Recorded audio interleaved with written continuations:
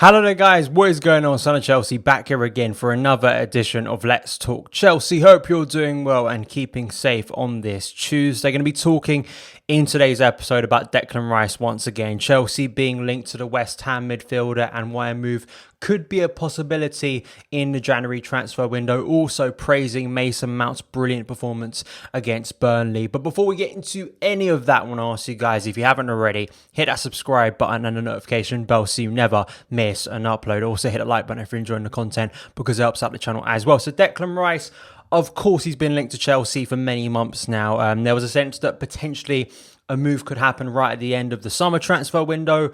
It does seem ridiculous that we're already talking about the January window, but based on the fact that that summer window basically went all the way up to early October, it's not that long now till the January window. You know, in terms of a normal season, we start to hear rumours about the January window at this point of the season. So it's not that long away now, is it? And you start to think about, will any business be done by Chelsea in the January window? I sort of always look towards outgoings, and I definitely think with the bloated squad we have, that also very much ties into a potential move for Declan Rice, as it was at the end of the window. That's very much why Chelsea didn't go out and sign Declan Rice or try and sign a DM, because of the struggle to offload unwanted players. But this piece here from The Athletic yesterday, it was more of a general piece about more big news about football in terms of the pay-per-view and other stuff as well. But within it, it was about Chelsea and Declan Rice. As you can see, Chelsea haven't given up on Declan Rice. This is mainly from Simon Johnson.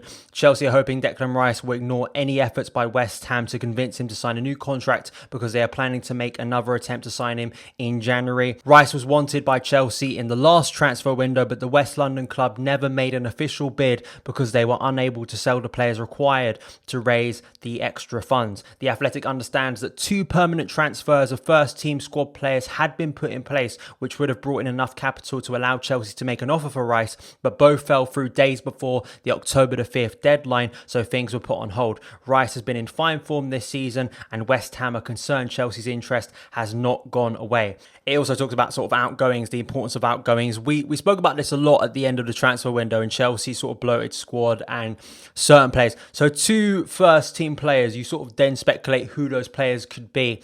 I suspect one of them is Antonio Rudiger, based on all of the talk about him leaving on deadline day. I'd be stunned if Rudiger isn't one of the 2 players. I also wonder if Jorginho is the other player, because there were so many rumours about Jorginho over the summer leaving. There were even links very late on of him potentially going somewhere, whether that was Arsenal being interested in him. So I wonder if he's the other player, which is interesting because if you've watched Chelsea so far this season, Jorginho has got more playtime than I think most of us expected him to. Maybe that will change now as Frank reverts to the 4-3-3 and maybe picks that as his main formation. But still, rotation is going to be key, at least up until January. So expect Jorginho still to get minutes, I think, for Chelsea as you rotate between, N'Golo Kante, potentially Kovacic, Jorginho as well. But those 2 big players, and especially I think for both of those players, you're going to get a sizable fee for either of them, especially Jorginho. I've always said this, that I think if Chelsea sell Jorginho, you're going to get a decent fee for him. Chelsea are not going to let him go on the cheap. And I even think for Antonio Rudiger, based on Marina's negotiating, I think you'll get a decent fee as well. But let's speak about Declan Rice. Of course, I had Dan McCarthy on the show, the podcast we did. 2 parts is on video, but also as an audio full podcast. We spoke about a lot of things. The video on Sunday's video, which I'll link up in the cards, was speaking about the DM situation. We spoke about Declan Rice, how Declan Rice is Lampard's first choice. Also, we spoke about internal sort of answers to this issue, whether it was Billy Gilmore or Ethan Ampadu, and also Dennis Zakaria and other players being linked. It was an interesting discussion, and Dan McCarthy brought up some really good points, and it's an intriguing discussion, and I think, in terms of Declan Rice, it's just quite clear Chelsea are going to try and sign him. It feels very much to me like the Ben Chilwell situation, a player being linked over and over again. I'm sure other names will be linked, like we've seen with Zakaria. I don't think this is going to go away, and I think Chelsea, even if it is January or maybe next summer, I think this is an inevitable move. I think it will happen. I think there are various factors to this in terms of players being sold.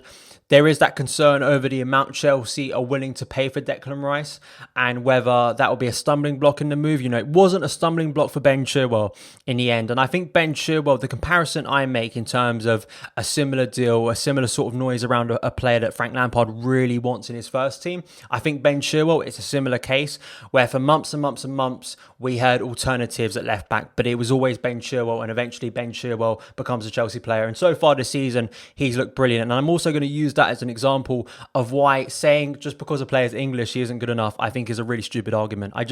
I get so tired with it. I really do. I could understand being concerned about 70 to 80 million, and I do think that's a little bit extortionate, to be honest. I do wonder if Marina and Chelsea can get that fee down to 40 to 50 million, to be honest, and whether that would be the case. And there has been concern, or at least there's been reported concern, that Chelsea aren't willing to go that high for Declan Rice and may look elsewhere. But just because he's English, just because he plays for West Ham, just because he's rated highly by English fans, don't discard him, because I think Ben Chilwell is a prime example of this, and not doubting Frank Lampard's first choice, because I think Frank Lampard so far this season, in a short time we've seen Ben Chilwell, has looked exceptional so far. I mean, I'd argue he's been Chelsea's best player so far this season. So you never know about Declan Rice and how he would integrate, how well he'd integrate to Chelsea. But the other point I would make is the internal options. I've spoke about this in recent weeks with both Billy Gilmour and Ethan Ampadu, and you do wonder if Chelsea, if that fee becomes too high, will Chelsea think to themselves, well, we've got two players here that potentially fill the answer, maybe not right away. Billy Gilmour and Ethan Ampadu, similar age, younger than Declan Rice, still will need a few more years. But I look at Ethan Ampadu, for me, I think that's a really exciting prospect. I think he looks so mature. Yes, there is that option of him playing at centre-back. And when I spoke to Dan McCarthy, he said the club sort of could still see him as a centre-back, and that's why both him and Rice could play at the same time in the same team. Ethan Ampadu, I think the maturity in his game, I think the fact that he'll be playing a lot more in central midfield for Chris Wilder this season. He is a versatile player, yes, but I still think that's probably his best position. I just wonder physicality, especially in the league, will he fit into a centre-back role? Of course, a long time to go in his career. He has a lot of development still to do, but already I see a very mature player. I see a player that's good on the ball. And as well, Billy Gilmour, who's nearly back, was in training with the group the other day, and it was great to see him back in training after his long injury. So maybe we'll see him become the answer if Frank Lampard gives him minutes again, which I wouldn't be too stunned by. But back in Frank Lampard, I think, is so important, and his first choice targets so far this season have looked good. They've looked like they fit into his system well. So I think we'll have to wait and see. Whether it will happen in January, I think, is so much dependent on moves out of the club, for the likes of Rudiger, potentially Jorginho, potentially someone else. And I'd be intrigued to see who those two sort of first team names in terms of securing a move would be. Those are my two names I'm going to predict. Maybe you guys will predict someone else. Let me know in the comments below, and also on Declan Rice, because I think this move is going to happen sooner rather than later. And secondly, in relation to Declan Rice, of course, one of his closest mates is Mason Mount. And Mason Mount had an amazing game for Chelsea against Burnley. He was one of the star performers, he really was. Pretty much for the first time this season, playing in that number 8 role in a 4-3-3. So far this season, because of Frank Lampard having problems with fitness of certain wingers, whether it was Christian Pulisic or Hakim Ziyech, sometimes, and most of the time so far this season, when we've seen Mason Mount, he's been playing out wide on the left or on the right, and that's been frustrating, and it seems like it's sort of limited his game so far this season for Chelsea, and there's been frustration over that. But on Saturday, he flourished. He really did in that number 8 position. And he said as much in his post-match interview. He came out instantly after the game and was speaking about the performance and how well he played. And he said, I'm a number 8. I'm a central midfielder. This is my favourite position. And I think it spoke volumes because his performance was just so good. And his work on the ball was incredible. I mean, look at these stats from Scorecard of his performance. Most passes completed in the opposition half. Most chances created for Chelsea. Most shots attempted. Most take-ons completed. Most tackles. Most shots on target. And most assists. On the ball, he was so exemplary. And switching play effectively, that was such an important part of Chelsea's performance on Saturday, and why we're able to beat Burnley in the end, and be so effective in that game. In a game when you're playing against a low block, you have to move the ball fast and effectively. It can't be lethargic. We've seen this with Chelsea before, and Mount was so key to that, constantly switching play, whether it was to mostly on the left, switching to Reece James, who was always available on that right side.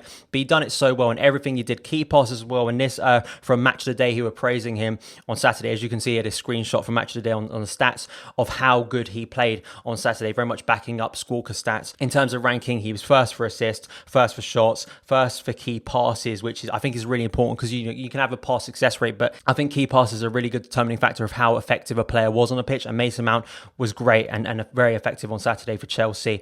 And I think that this is the thing, playing in a more central role clearly is his best position. We saw some of his best performances last season were in a 4-3-3, and that's a more general point, I think, under Frank Lampard, in the 4-3-3 being a very effective formation at times for Lampard, and I think it is going to be his long-term formation. I've always sort of felt this, that I think other formations are a compromise. I think that 4-3-3 at times last season, sort of what Lampard really wants to do with Chelsea. I think, the games against Liverpool and Everton before lockdown, I think were prime example of this. Both games we played the 4-3-3 and we looked stunning and we looked really balanced and we also looked so effective, pressing high, playing great football, creating a lot of chances, looking very fluid in attack. And Mason Mount's benefiting from that. And I think what you saw from his performance on Saturday was he's so much more than just a pressing player. We talk about his energy, we talk about his raw energy on the pitch and him being sort of the best sort of elements of Lampard's football and sort of a representation of Lampard on the pitch. But I also think, what you saw on Saturday was this is an extremely talented footballer. This is someone who on the ball has skill, has vision, has guile, can influence the team. And there was so much talk in the summer that, with all the new signings, youth are just going to be shifted to the side. That's not the case, and youth are still playing a massive part. You look at Saturday's starting lineup, Reece James, Tammy Abraham and Mason Mount, and all three players had a brilliant game and all were influential in our win on Saturday, and Mason Mount was exceptional, and I just hope he gets more credit because I think that there's been so much nonsense online about him, and I think the majority of Chelsea fans, appreciate Mason Mount, understand that he's a very talented young player, was one of our best performers last season consistently and came through a lot of struggles last year, but I think was so sort of symbolic of the best elements of Lampard's team last year. And I feel he will find his way into this team because he's that good a player and that good of talent. So seeing him alongside Kai Havertz and N'Golo Kante, I think is really exciting in the short term, but also the long term, because I think he can form a really good relationship with those players as well. And it's just going to be intriguing to see what Lampard does, because I think Mason Mount is going to be a key player, not only for Lampard, but for Chelsea in the coming years. Please let me know your opinions on Mason Mount, his performance on Saturday, his future at Chelsea. What is his best position? I think it's probably number 8, central midfield in the 3. I think he probably excels in that role. Please let me know in the comments below. But that is it for this edition of Let's Talk Chelsea. Thank you guys so much for taking the time to watch it. If you did enjoy it, hit that subscribe button and the notification bell so you never miss an upload. Follow me on Twitter @SonofChelsea. Have a great day and I'll see you again